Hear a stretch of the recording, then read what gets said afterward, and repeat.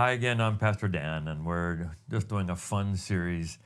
With some of these parables, I wish I could preach whole sermons and study whole sermons, but that's not what Spotlight is. Some of these have gone longer than I'd planned because there was just so much in them. So we're going to do one today that in Matthew 13 called the wheat and the weeds, or the wheat and the tares. So you know the story. They said the kingdom of God is like a farmer went out, and went out to the field, and here were wheat and weeds in the same field. This is not uncommon. No one had weeded, no one had cultivated, no one had separated it out, and now you've got stuff that looks almost alike, and some is weeds and some is wheat. And the disciples would ask and say, should we rip up the wheat? The weeds. Should we get all that out? And Jesus says, not now. Not now. We'll do it later. So we have 2 or 3 questions in this passage. The first question is, where did the weeds come from? We know where the wheat came from. All good things come from God. Every blessing you and I have comes from God. And we are richly blessed. It may go through a number of hands before it gets to us, but just say thank you.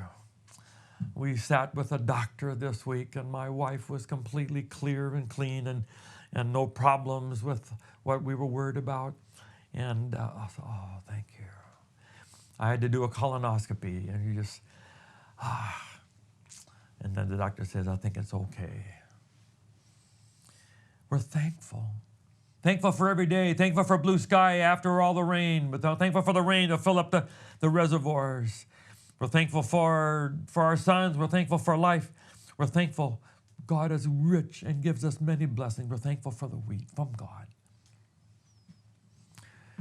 But in the Old Testament, God allowed himself to take the blame for everything. These people coming out of slavery, God says, let me just get this one thing started. I am your God. Let's start with that. I'm the creator. Everything that you have comes from me. And so they just assume good and evil comes from God. That's why Job says, the Lord giveth, the Lord taketh away. That's what Job thought. At the end of Job's life, God says, who do you think you are? What do you know? And Job says, you're right. You're right. Stuff he said was wrong. The Lord giveth and the Lord taketh away. No. Now Jesus says, let me be a little more clear. Satan is only mentioned 3 times in the whole Old Testament. God's not trying to be clear the whole structure of the great controversy. But now Jesus says, let me take it to the next level. I think you're ready for that now. This is not from me.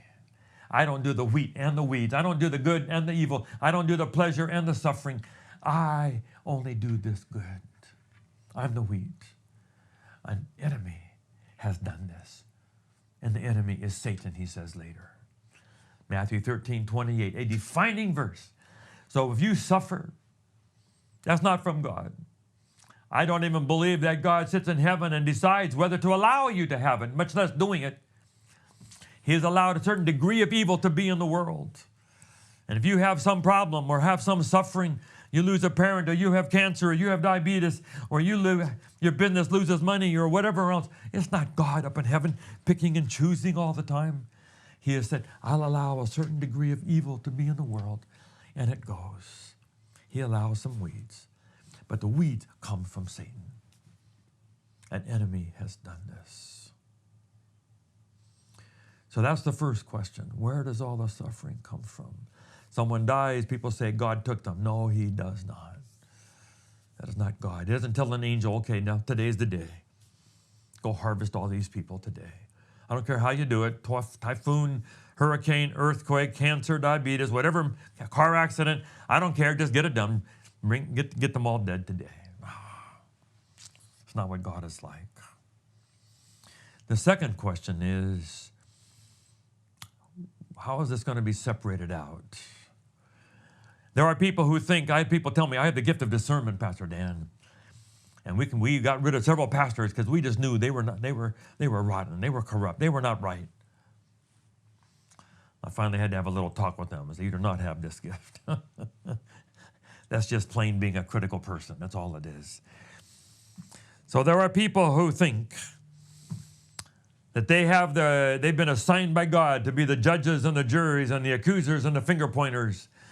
And they are their ones to be able to evaluate and go into the church in the same way that they had the stoning back in the time of Joshua and Jericho and all of that. And they could figure out who it was, and then they stoned him to death in Achan. They got to get him out of the camp for God to bless. People think we have been assigned by God to get rid of all the Achans in the camp so God can bless the church. And Jesus tells the story. He said, no, be careful. Yes, we have to have some accountability in a church, but you better be very careful. That when you whip up some weeds, you will also get some wheat. And you know how much damage there are when we get into witch hunts in churches and we begin to go after people and we're harsh on people. And a certain Ellen White would say, err on the side of mercy. She would say to the church leaders, I can't work with you. You're too harsh on people. She said to people, Jesus is a Jesus who comforts people, errs on the side of mercy. And he allows the weed and the weeds to grow until it is pretty obvious which one is which. And then at the end of the world, there will be a harvest. Sheep and the goats. It's not difficult. It's not a lot of complicated judgment. He who has the Son has life. He who doesn't have the Son doesn't have life. It's very simple. But in the meantime, stay out of the business of judging. We'll be together next week again. Hope you'll be with us. God bless. Thank you for watching Spotlight. We're so excited about this. We hope that you'll subscribe and so you'll get all of them. And please just forward it on to others and tell other people about it. And let's just see what kind of an audience we can get for these messages of Spotlight. God bless you.